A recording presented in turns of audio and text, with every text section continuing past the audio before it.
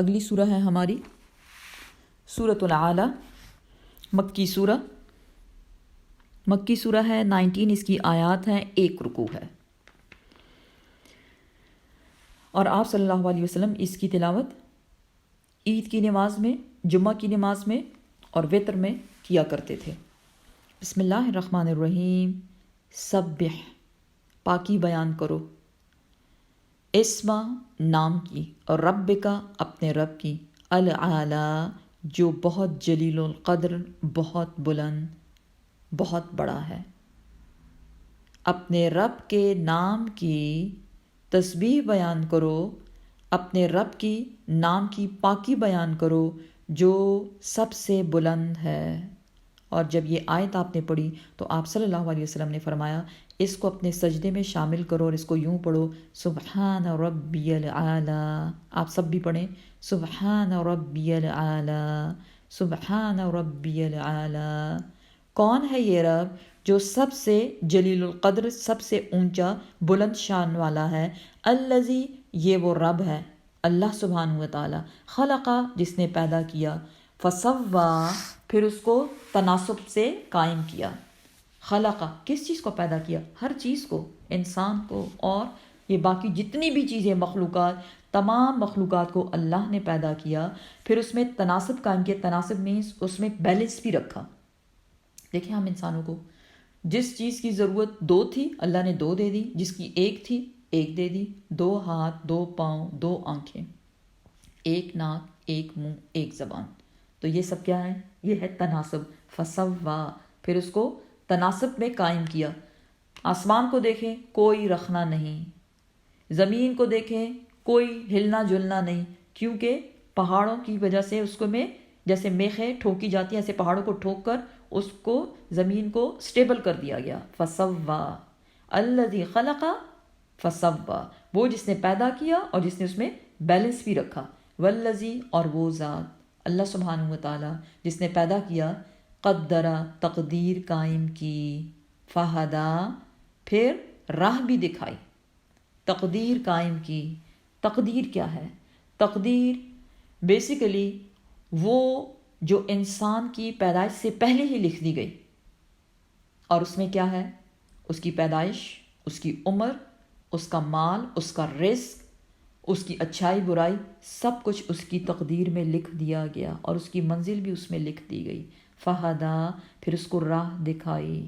اور ہمیں یہ راہ کہاں سے ملی؟ اللہ سبحانہ و تعالیٰ کے اس کلام قرآن سے۔ اس قرآن نے ہمیں ہدایت دی۔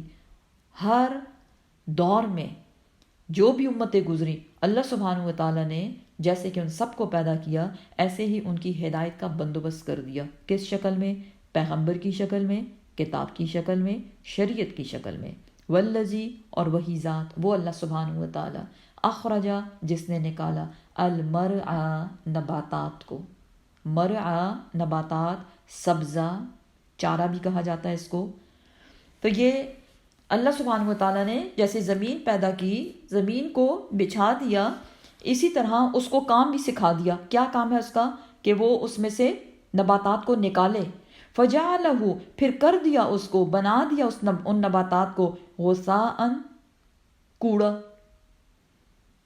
ریزہ ریزہ، بھس، ربش، احوا، کالا، سیاہ۔ تو اللہ سبحانہ و تعالیٰ نے نباتات پیدا کی۔ ہم کیا کرتے ہیں؟ کھانا کھاتے ہیں، ویجیٹیبلز ہو، سیلیڈز ہو، کچھ بھی ہو، پھر اینڈ میں اس کا کیا ہوتا ہے؟ اس کو آخر میں ربش بنا دیا جاتا ہے۔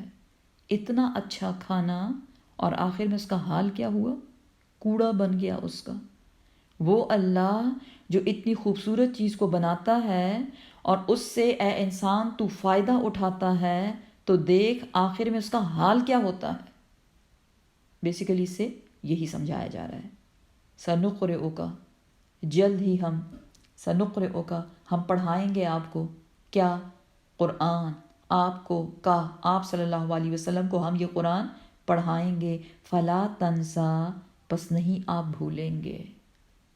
قرآن آپ کو پڑھایا جائے گا اور آپ اس کو نہیں بھولیں گے، کیونکہ آپ صلی اللہ علیہ وسلم امی تھے، آپ پڑھے لکھے نہیں تھے، اس لیے قرآن کا پڑھنا کوئی آسان کام نہیں تھا، اس لیے تو اس کو معجزہ کہا گیا۔ یہ ایک معجزہ ہے، یہ اللہ کا کلام ہے جو اللہ سبحانہ و تعالیٰ نے ایک ان پڑھ کو پڑھوا دیا۔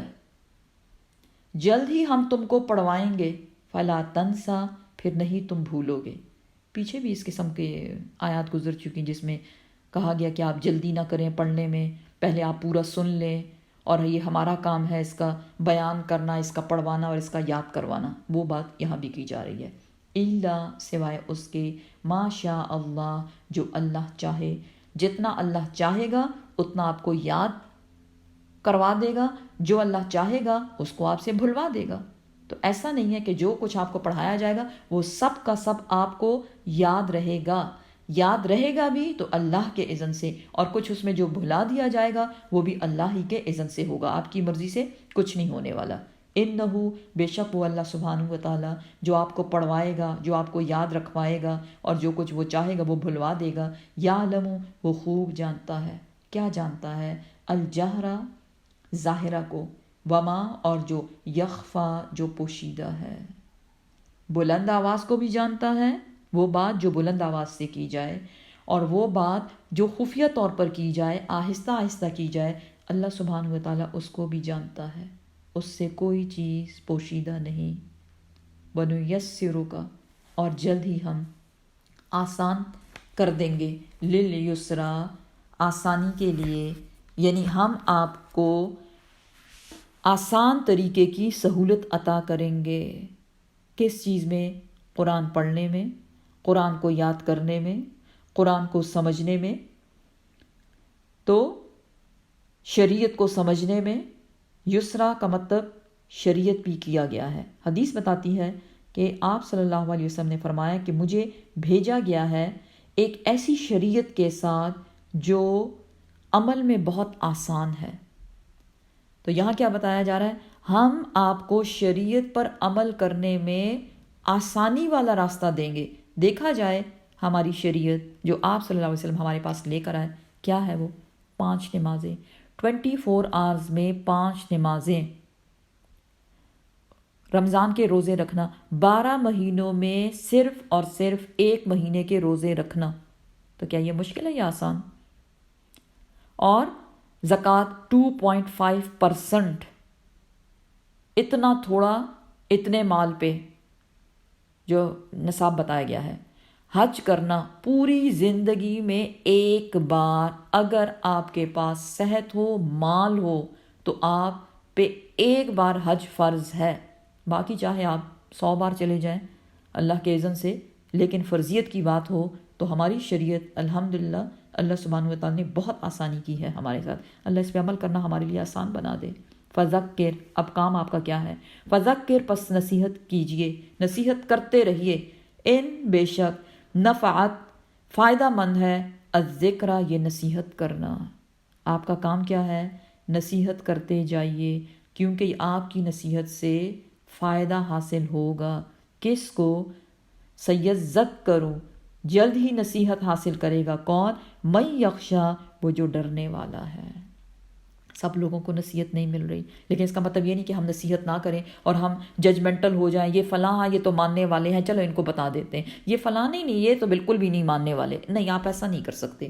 نصیحت کرتے جائیے، سنت طریقہ، نصیحت کرتے جائیے بغیر اس امتیاز کے کون ماننے والا ہے، کون اپنی برادری کا ہے اور کون کسی اور کی برادری کا ہے، کون کس رنگ کا ہے، کس نسل کا ہے۔ نہیں، ایسا کچھ نہیں ہے۔ کس علاقے سے رہنے والا ہے، نہیں۔ لیکن نصیحت کون حاصل کرے گا؟ اس سے فائدہ کس کو ہونے والا ہے؟ من یخشا، وہ جو ڈرنے والا ہے۔ کس سے ڈرتا ہے؟ اپنے رب سے ڈرتا ہے، اپنے رب کے سامنے کھڑے ہونے سے ڈرتا ہے، قیامت کے دن حساب کتاب دینے سے ڈرتا ہے، اس لیے وہ اس کی تیاری کرتا ہے۔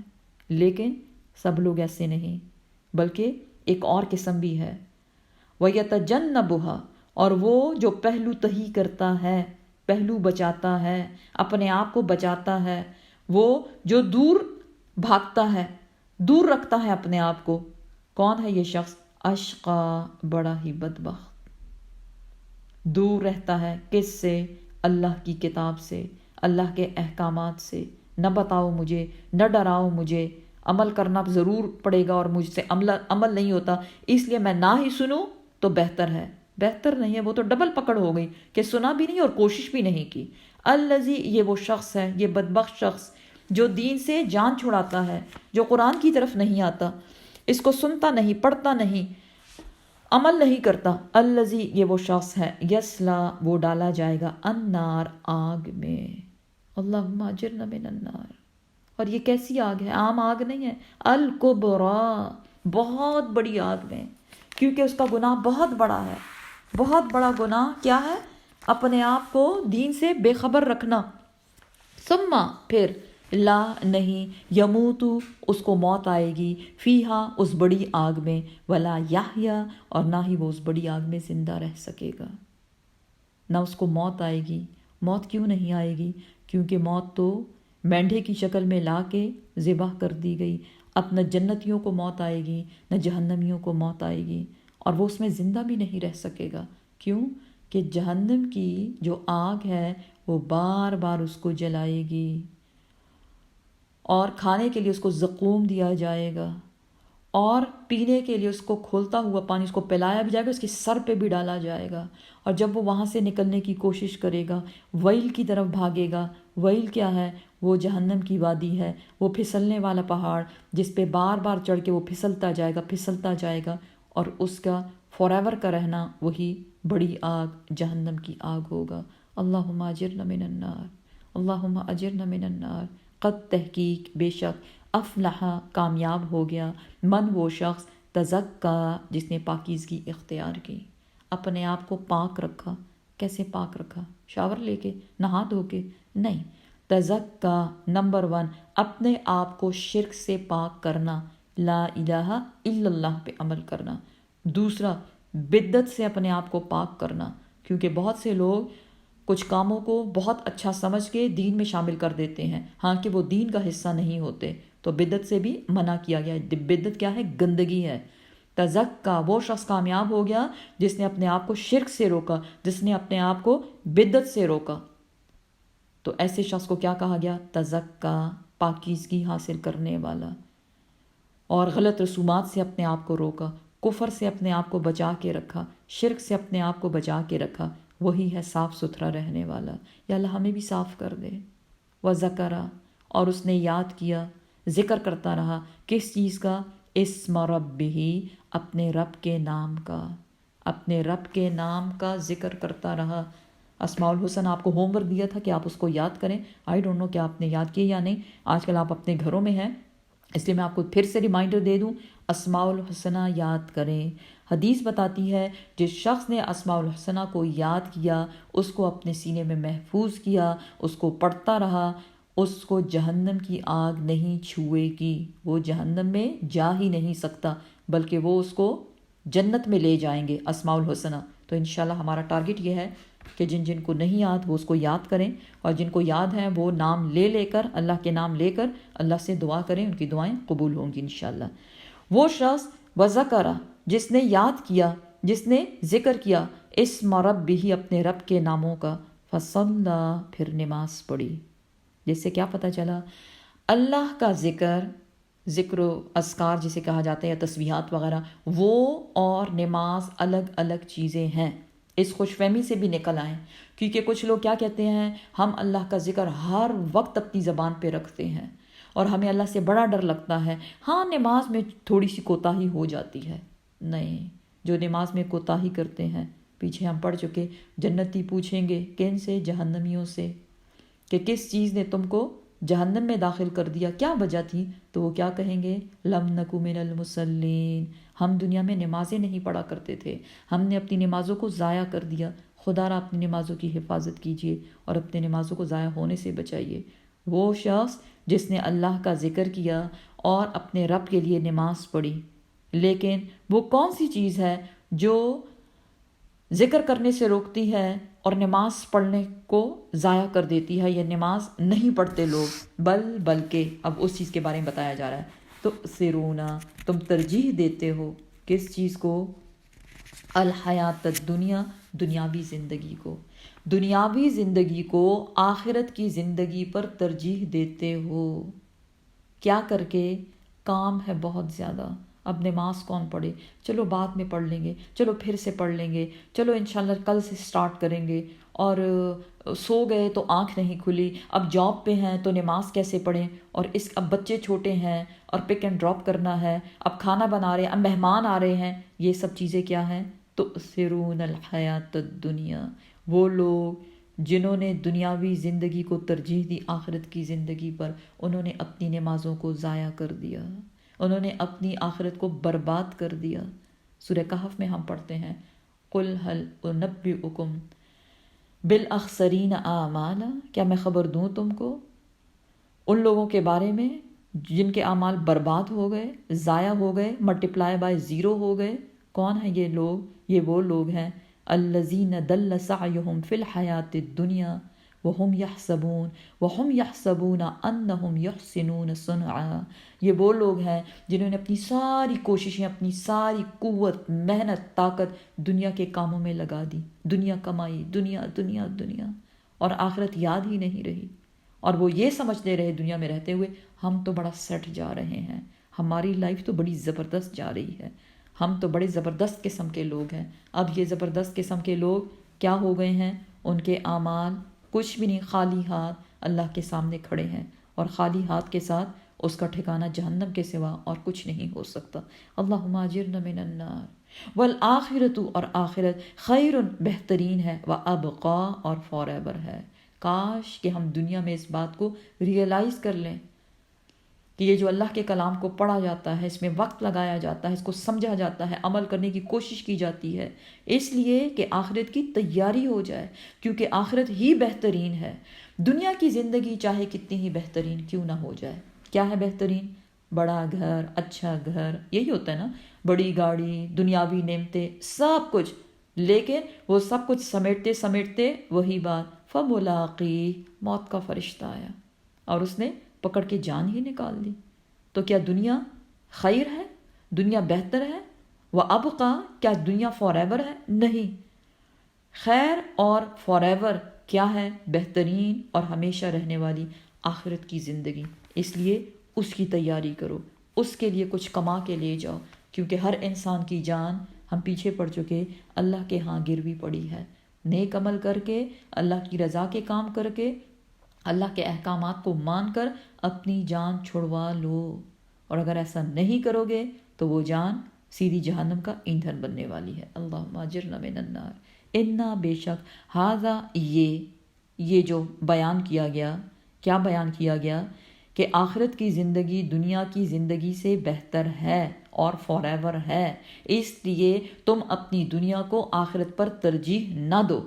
یہ سبق لفی صحف، البتہ صحیفوں میں ہے، اولا، جو پہلے گزر چکے.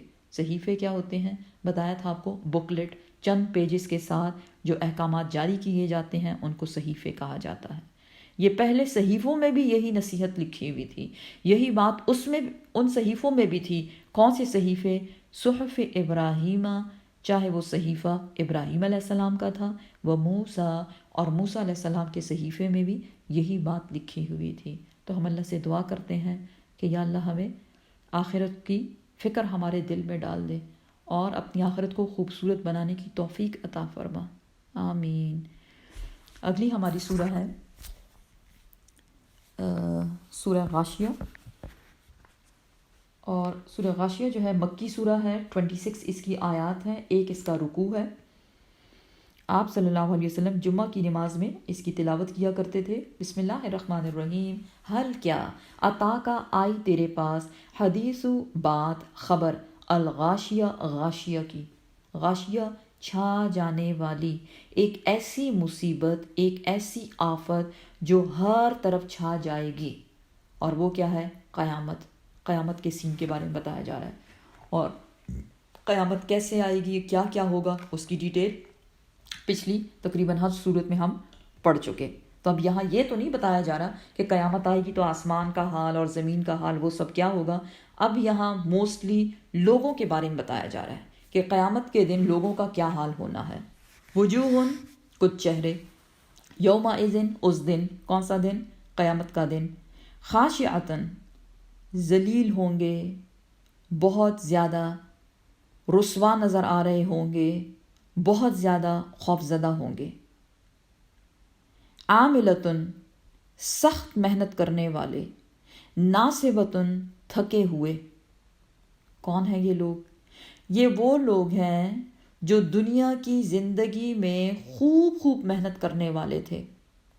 دل سعیہم فی الحیات دنیا والے لوگ جنہوں نے اپنی ساری قوتیں، جسمانی قوتیں، اپنی دماغی ذہنی صلاحیتیں صرف اور صرف دنیا کو کمانے میں لگا دی۔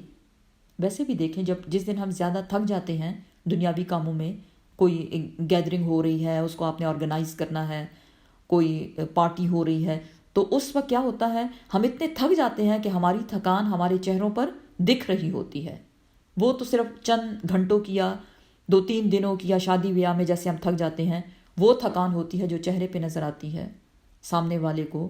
یہ کون سی تھکان ہے؟ وہ جو دنیا میں زندگی گزار کے آیا۔ کتنی زندگی تھی؟ 20 کی بھی ہو سکتی ہے، 40 سال کی بھی، 80 سال کی بھی۔ جتنے سال اس نے دنیا میں زندگی گزاری، بہت زیادہ محنت کی، اور وہ محنت چونکہ ساری کی ساری دنیا کی محنت تھی تو اس محنت نے اس کو خوب تھکایا۔ دیکھیں، 2 طرح کی محنت ہے نا، ایک محنت آخرت کے لیے ہے، دوسری محنت دنیا کے لیے ہے۔ جب آپ دنیا کے لیے محنت کرتے ہیں، صرف دنیا کمانے کے لیے، تو وہ آپ کے چہرے پہ آ جاتی ہے، اور وہ چہرہ قیامت کے روز کیسے دکھنے والا ہے؟ بہت زیادہ تھکا ہوا، ساتھ ہی رسوائی والی کالک ہوگی اس پہ۔ پیچھے پڑ چکے نا کہ ان کے چہرے کالے ہوں گے۔ لیکن وہ لوگ جنہوں نے آخرت کو کمانے کے لیے محنت کی، اس میں بھی تو محنت لگتی ہے نا، بلکہ زیادہ اس میں ہی لگتی ہے، کیونکہ لوگ مان کے جو نہیں دیتے، وہ جو اس نے محنت کی، وہ محنت اس کے چہرے کو تھکانے والا نہیں ہے، بلکہ وہ قیامت کے روز اس کے چہرے کو خوبصورت بنا دے گا۔ سبحان اللہ۔ اس خوبصورتی کے لیے کوشش کریں، اللہ ہمیں توفیق دے کہ ہم اس دن خوبصورت نظر آئیں۔ کون ہیں یہ لوگ؟ دنیا میں مشقتیں کرنے والے، دنیا کو حاصل کرنے والے، چہرے ان کے بہت تھکے ہوئے ہیں، اس پہ کالک چھائی ہوئی ہے۔ تسلا، جھونکے جائیں گے، نارن، آگ میں، حامیہ، وہ جو دہکتی ہوئی آگ ہے۔ اللہ اکبر۔ اٹ مینس دنیا حاصل کرنے کے لیے جو بھی محنتیں کی جائیں گی، اللہ کے ہاں اس کی کوئی قدر و قیمت نہیں، بلکہ اس کے صلے میں کیا کیا جا رہا ہے؟ ایسے لوگوں کو جنہوں نے دنیاوی زندگی کو آخرت کی زندگی پر ترجیح دی، آگ میں ڈالا جا رہا ہے۔ اب آگ میں ڈالا جائے گا، وہ آگ ان کو موت نہیں دے گی، موت نہیں دے گی، وہ وہاں بھی زندہ رہیں گے، لیکن وہ زندگی کسی کام کی نہیں ہوگی۔ تسقا، وہ آگ میں جانے والے جسم، وہ پلائے جائیں گے، من عین، ایک چشمے میں سے۔ کون سا چشمہ؟ آنیہ، وہ جو کھولتے ہوئے پانی کا ہوگا۔ اللہ اکبر، استغفر اللہ۔ کبھی گرم چائے پیا آپ نے؟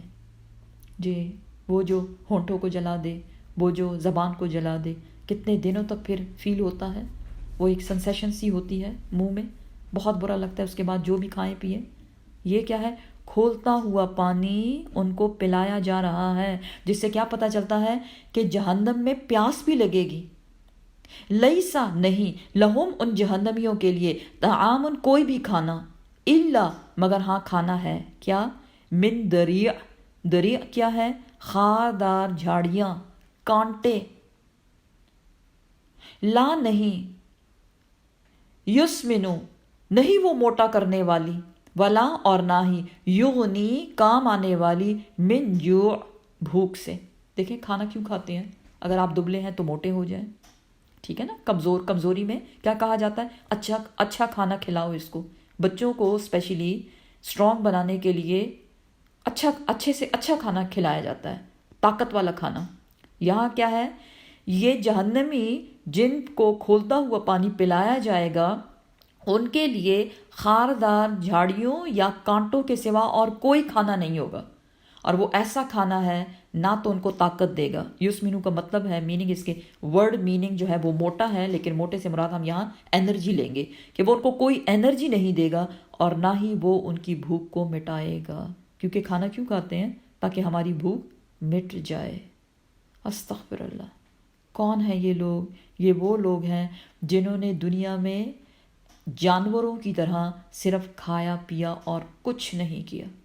ہوتا ہے نا، کون سی ڈش ہمیں پسند ہے اور وہ ڈش نہ ہو تو ہم کھاتے ہی نہیں ہیں، کتنے نخرے کرتے ہیں ہم کھانے میں۔ اب یہ سارے نخرے ان کے نکل جانے ہیں، کیونکہ وہ نعمتیں جو اللہ نے ان کو دی تھیں وہ انہوں نے جانوروں کی طرح کھایا پیا، من موج مستی کی اور بات ختم۔ اس دن کے لیے تو کوئی تیاری ہی نہیں تھی۔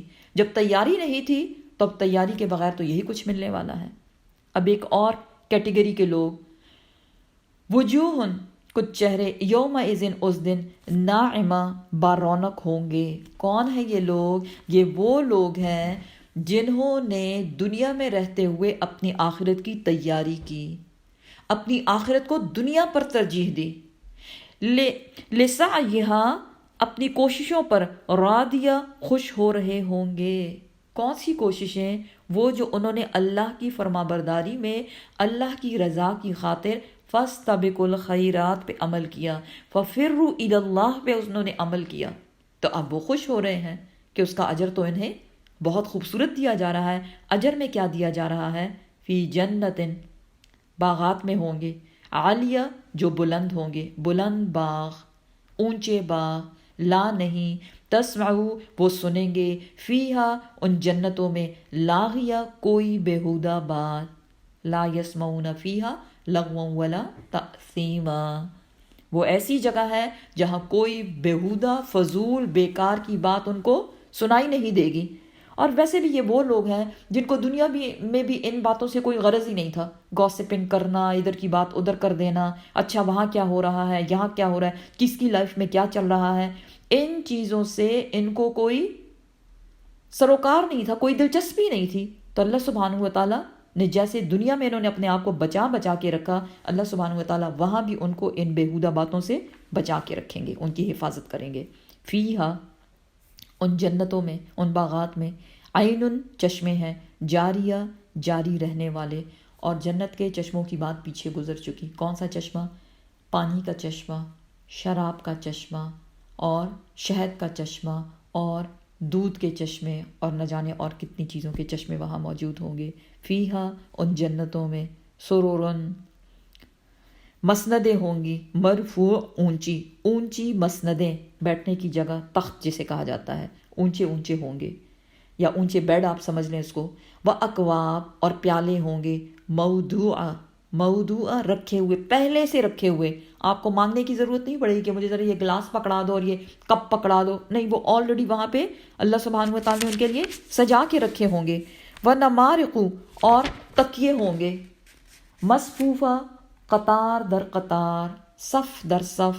کون سے تکیے؟ یہ وہ پلوں کی بات نہیں ہو رہی، یہاں کشنز کی بات ہو رہی ہے، کہ ایسے کشن ہوں گے جو بہت سے ہوں گے، جہاں رکھنا چاہیں، پیٹھ کے پیچھے اور کمر کے پیچھے اور سائڈز پہ رکھنا چاہیں، بہت سے کشن وہاں ہوں گے، صف در صف، صفوں میں ہوں گے۔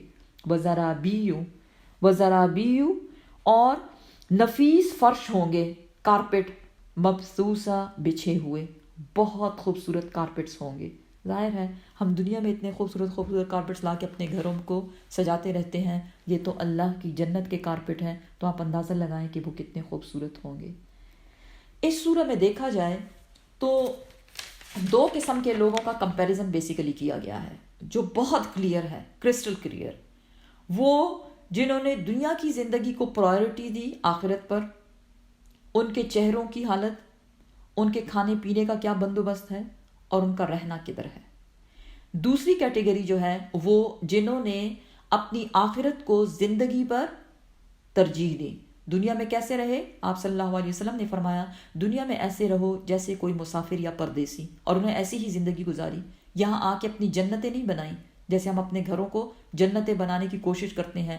دنیا میں جنت نہیں مل سکتی، دنیا میں سکون نہیں مل سکتا، دنیا میں ہمیشگی نہیں مل سکتی، دنیا کی کوئی نعمت فار ایور نہیں ہے، سب کچھ چھن جانا ہے اور ہم نے اپنی قبروں میں چلے جانا ہے۔ تو دوسری کیٹیگری وہ لوگ جنہوں نے ان باتوں کو فالو کیا کہ دنیا کی زندگی ٹیمپرری ہے، اس کی کوئی حقیقت نہیں ہے، اور آخرت میں اللہ کے ہاں جنت کے گھر کو کمانے کی کوشش کی، اللہ سبحانہ وتعالیٰ نے ان کے بارے میں بتایا کہ ان کے کھانے کیسے ہوں گے، ان کی جنتیں، ایون ان کی جنت کی جو کراکری ہوگی اور جنت کی جو سجاوٹ ہے، جو قالین کارپٹس ہوں گے، ان سب کے بارے میں ہمیں بتا دیا۔ اب اے انسان، یہ تیری مرضی ہے، آپ کی اور میری، کہ ہم کیا کریں، کہ اس میں سے کون سا راستہ چوز کرتے ہیں، ٹھیک ہے نا؟ تو ہم اللہ سے دعا کرتے ہیں کہ اللہ سبحانہ وتعالی ہمیں بہترین کیٹیگری میں شامل کر دے۔ والسابقون السابقون مقربون اولئک المقربون، اللہ سبحانہ وتعالی ہمیں ہمارے نام مقربون میں لکھ دے، لیکن یہ ویسے ہی نہیں لکھے جائیں گے، کیونکہ یہاں ایک ورڈ یوز ہوا لسعیہا، لسعیہا اپنی کوشش، یعنی اس کو حاصل کرنے کے لیے کوشش کرنی پڑے گی، کچھ کام کرنا پڑے گا، کام کے بغیر کچھ نہیں ملنے والا۔ اب اگلی جو آیات ہے، یہاں غور و فکر کے طور پر بتایا جا رہا ہے کہ جس ذات کی طرف تمہیں بلایا جاتا ہے، جس کے ہاتھ میں جنت بھی ہے اور جہنم بھی ہے، ذرا سوچو تو کہ وہ کوئی عام ہستی نہیں، وہ خالق ہے، رب العالمین ہے۔ افلا، کیا پھر نہیں، ینظرون، وہ دیکھتے، اور دیکھتے سے مراد یہاں غور و فکر، کیا پھر نہیں وہ غور و فکر کرتے، الا کی طرف، ابلی اونٹ کی طرف۔ کیا یہ لوگ، اب اونٹ ہی کا کیوں بتایا جا رہا ہے؟ اس لیے کہ عرب میں ان کے سب سے زیادہ کام آنے والا جو جانور تھا وہ اونٹ تھا، تو انسان کے ارد گرد جو چیز ہوتی ہے وہ اس مثال سے زیادہ اچھے سے سیکھ سکتا ہے۔ اس لیے اللہ سبحانہ وتعالیٰ دعوت دے رہے ہیں اہل مکہ کو، اے اہل مکہ، کیا تم دیکھتے نہیں ہو کس چیز کو؟ وہ اونٹ جو تم دن رات استعمال کرتے ہو، کیا دیکھتے نہیں ہو؟ کیفا، کیسے، خلقت، اس کو پیدا کیا گیا، اونٹ کو اللہ نے کیسے پیدا کیا۔ اب چونکہ اللہ سبحانہ وتعالیٰ غور و فکر کی بات کر رہے ہیں تو چلیں ہم اب غور و فکر کرتے ہیں تھوڑا سا اونٹ کے بارے میں۔ اونٹ جو ہے، ایبلی کا ورڈ جو ہے، یہ اونٹ اور اونٹنی دونوں کے لیے استعمال ہوتا ہے۔ اللہ سبحانہ وتعالیٰ نے بہت سے جانور پیدا کیے، ہم سب جانتے ہیں، ٹھیک ہے نا؟ لیکن ان سب جانوروں میں جو سب سے اونچا جانور ہے وہ ہے اونٹ۔ سبحان اللہ، اللہ سبحانہ وتعالیٰ نے اونٹ کو ایک بڑی اسپیشل نیچر دی۔ کیا ہے اس کی نیچر؟ باقی جانوروں کے لیے کھانا جو ہے اس کا بندوبست کیا جاتا ہے، اونٹ وہ واحد جانور ہے جس کے کھانے پینے کا انتظام وہ خود ہی کر لیتا ہے۔ سبحان اللہ، کیا کرتا ہے؟ کوئی بھی اس کو پتے ملیں، جھاڑیاں ملیں، ایون اگر اس کو کانٹے بھی ملیں تو وہ بھی کھا جاتا ہے۔ اور پانی، چونکہ عرب میں پانی بہت کم ہوا کرتا تھا، ریگستانی علاقہ تھا جیسا کہ ہم سب جانتے ہیں، تو اونٹ کی خاصیت یہ ہے کہ یہ پانی کو اپنے اندر سٹور کر لیتا ہے، اور پانی پینے کی اس کی حالت کیا ہے کہ 130 لیٹر جو ہے، 130 لیٹر پانی کو یہ 10 منٹ کے اندر پی جاتا ہے، اور پھر پانی کو یہ اپنے اندر سٹور ایسے کرتا ہے جیسے ٹینکی میں ہم پانی سٹور کرتے ہیں ایسے، اور وہ پانی یہ 1 ہفتے تک چلاتا ہے۔ دیکھیں عرب کے لوگ کیا کرتے تھے، سفر کیا کرتے تھے اس پر، اور سفر 1-2 دن یا چند گھنٹوں کے نہیں ہوا کرتے تھے، ہفتوں سفر ہوا کرتے تھے۔ 1 ہفتے تک اونٹ اپنے اندر پانی کو سٹور کر لیتا ہے اور اس کو بار بار پانی پینے کی ضرورت نہیں پڑتی۔ اور ایک اور خاصیت اونٹ کی کیا ہے؟ اونٹ کے جو اس کی ٹانگیں ہوتی ہیں اس میں 2 گھٹنے ہوتے ہیں۔ اللہ اکبر، جی ہاں، اپنی ٹانگ کو چیک کریں، ایک ہے گھٹنا، ایک ہے نا نی، اس کی ٹانگ میں 2 نیز ہوتی ہیں۔ یہی وجہ ہے کہ جب اس پہ سوار ہوا جاتا ہے تو اونٹ آرام سے ان گھٹنوں کو فولڈ کر کے نیچے بیٹھ جاتا ہے اپنے سوار ہونے والے کے لیے۔ دیکھیں فار ایگزامپل، جیسے آپ ہاتھی پہ بیٹھنا چاہیں، آپ گھوڑے پہ بیٹھنا چاہیں تو وہ آپ کے لیے بیٹھتے نہیں ہیں، اس کے لیے آپ کو مشقت کرنی پڑتی ہے۔ لیکن اونٹ ایسا فرما بردار جانور ہے جو اپنے گھٹنوں کو فولڈ کر کے نیچے بیٹھتا ہے، اور اس پہ جو سوار ہونے والا ہوتا ہے وہ بڑے آرام سے اور سہولت سے اس پر سوار ہو جاتا ہے۔ اونٹ کی اگلی خاصیت، سب سے زیادہ بوجھ اٹھانے والا جانور، 8 سے 9 من تک کا وزن یہ بآسانی اٹھا لیتا ہے۔ اونٹ کی اگلی خصوصیت، اونٹ کو نیند کرنے کے لیے کسی خاص وقت کی ضرورت نہیں ہوتی، بلکہ یہ نیند کیے بغیر 500 میل کا فاصلہ طے کر لیتا ہے۔ دیکھیے باقی جانوروں کو کچھ آرام کی ضرورت ہوتی ہے، لیکن اونٹ کو اتنے زیادہ آرام کی یا جلدی جلدی آرام کرنے کی ضرورت نہیں ہوتی۔ ایک ہی گو میں 500 مائلز کا سفر یہ کر لیتا ہے۔ اور اونٹ اتنا فرما بردار جانور ہے کہ اگر کوئی ایک بچہ بھی اس کو چلانا چاہے تو وہ آرام سے اس کے پیچھے چلنا شروع کر دیتا ہے۔ اونٹ کے جو پاؤں ہیں، اس کے تلوے، وہ فیٹ جو ہیں اس کے، وہ اللہ نے اس مٹیریل کے بنائے ہیں کہ وہ ریت پر جب چلتا ہے، اس لیے اس کو ریت کا جہاز بھی کہا جاتا ہے۔ تو ریت کی کیا خصوصیت ہے کہ یہ گرمیوں میں سخت گرم اور سردیوں میں سخت سرد ہوتی ہے۔ یعنی ایک ہوتا ہے نا جلن گرمی سے، اور ایک ہوتی ہے جلن سردی سے، جس کو ہم چلی ویدر کہتے ہیں۔ تو چاہے ریت گرم ہو یا چاہے ریت سرد ہو، یہ بڑے آرام سے اس ریت پر چلتا ہے اور اپنے سفر کو جاری رکھتا ہے۔ ایک اور خصوصیت اونٹ کے جسم کو اگر دیکھا جائے تو اس کا ایک ہمپ ہوتا ہے، کوہان جسے کہتے ہیں۔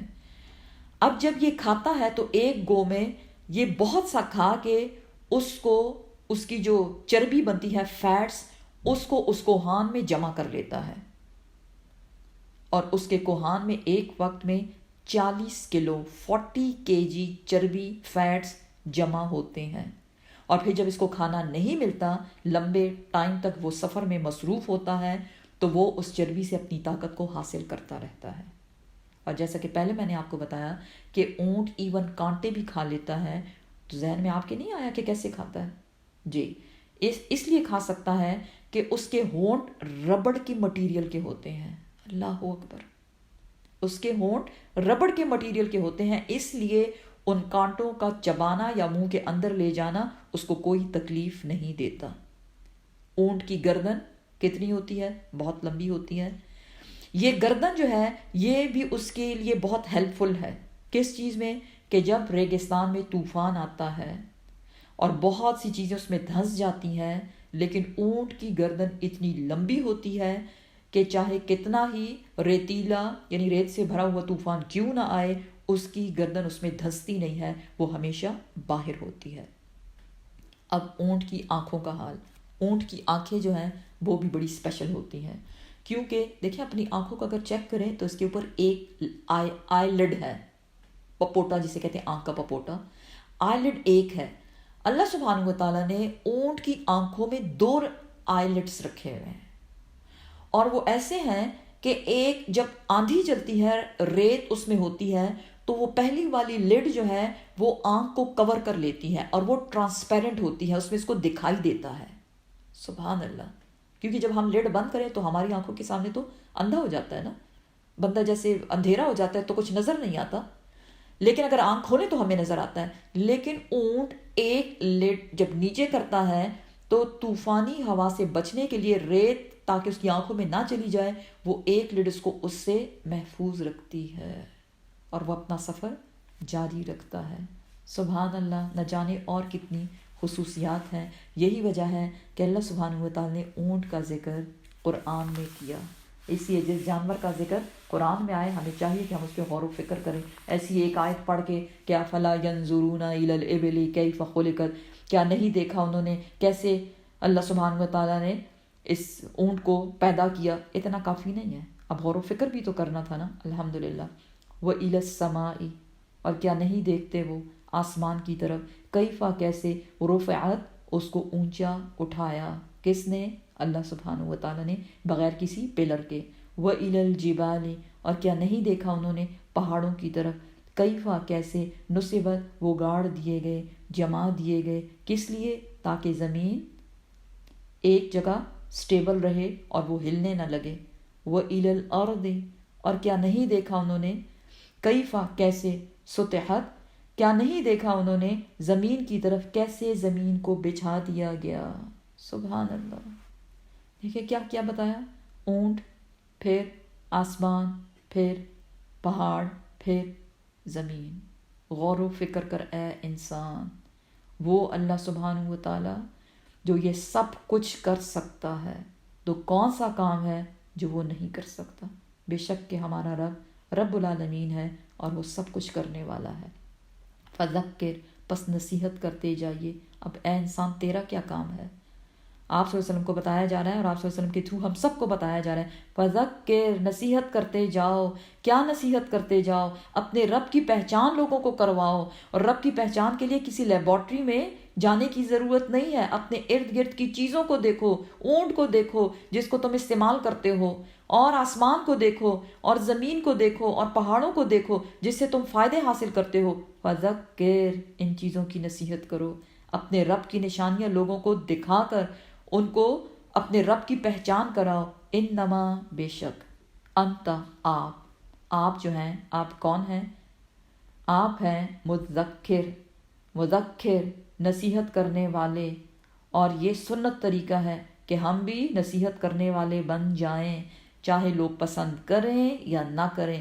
لوگ کیا کہتے ہیں؟ نصیحتیں نہ کرو۔ نہیں، ہمیں تو پیدا ہی اس لیے کیا گیا کہ ہم نصیحت کریں، لیکن جو مان کے نہ دیں، لستا، نہیں، علیہم، ان پر، بمسیطر، نہیں ہے آپ ان پر، کن پر؟ نہ ماننے والوں پر، مسیطر، مسیطر میں نگران۔ ہم نے منوانا نہیں ہے، اے نبی صلی اللہ علیہ وسلم آپ نے منوانا نہیں ہے، لیکن نصیحت کرتے رہنا ہے۔ اور ہم سب نے بھی قرآن کے پیغام کو دوسروں تک پہنچانا ہے۔ وہ مانے تو مانے، نہ مانے تو ان کی مرضی۔ الا، مگر، من، جو شخص، تولا، وہ منہ موڑے گا، وکفرا، اور انکار کرے گا۔ کس چیز سے منہ موڑے گا؟ اللہ کے احکامات سے، اس قرآن سے، نبی کی شریعت سے جو وہ لے کر آیا، اور اللہ کی قدرتوں سے، ان نعمتوں سے جو اللہ نے اس کو دی، اور وہ اس کو استعمال کر رہا ہے۔ اور شکر کچھ نہیں، اللہ کی پہچان کچھ نہیں، اس کے بغیر جو وہ نعمتوں کو استعمال کرتا ہے۔ تولا، منہ موڑتا ہے۔ کس چیز سے منہ موڑتا ہے؟ نصیحت سے منہ موڑتا ہے۔ وکفرا، اور وہ انکار کرتا ہے، میں نہ مانوں والے لوگ۔ اللہ سبحانہ وتعالیٰ فرماتے ہیں ایسے لوگوں کو فَيُعَذِّبُهُ، پس عذاب دے گا اس کو اللہ سبحانہ وتعالیٰ۔ کیسا عذاب؟ عذاب الاکبر، بہت بڑا عذاب۔ پیچھے بات ہوئی بہت بڑی آگ، یہاں کیا بتایا جا رہا ہے؟ بہت بڑا عذاب۔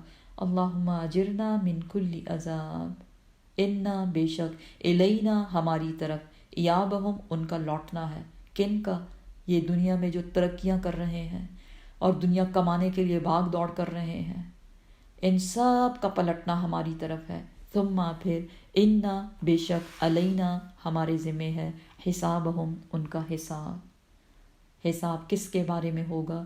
تمام نعمتوں کے بارے میں حساب لیا جائے گا جو بھی لوگوں کو دی گئی، کیونکہ اللہ نے نعمتیں اپنی مخلوق کو دی۔ ایسا نہیں کیا کہ ماننے والے کو تو نعمتیں دے دیں اور نہ ماننے والوں کو محروم رکھا، نہیں، بلکہ اللہ سبحانہ وتعالیٰ نے سب کو اپنی نعمتوں سے اپنی اپنی جگہ جتنا جتنا وہ ڈیزرو کرتے تھے اللہ نے ان کو دیا، ان کی قسمت کے مطابق۔ لیکن اے انسان، اللہ کی نعمتوں کو لے کر، اللہ کی نعمتوں کو پا لینے کے بعد بھول نہ جانا کس چیز کو، کہ حساب ہونے والا ہے، اور تجھے اپنے رب کے سامنے ایک ایک چیز کا حساب دینا پڑے گا۔ اللہم حاسبنا حسابا یسیرا، یا اللہ ہمارے ساتھ نرمی والا معاملہ کرنا، آمین۔ صدق اللہ العظیم۔ سبحان ربک رب العزت عما یصفون، وسلام علی المرسلین، والحمد للہ رب العالمین۔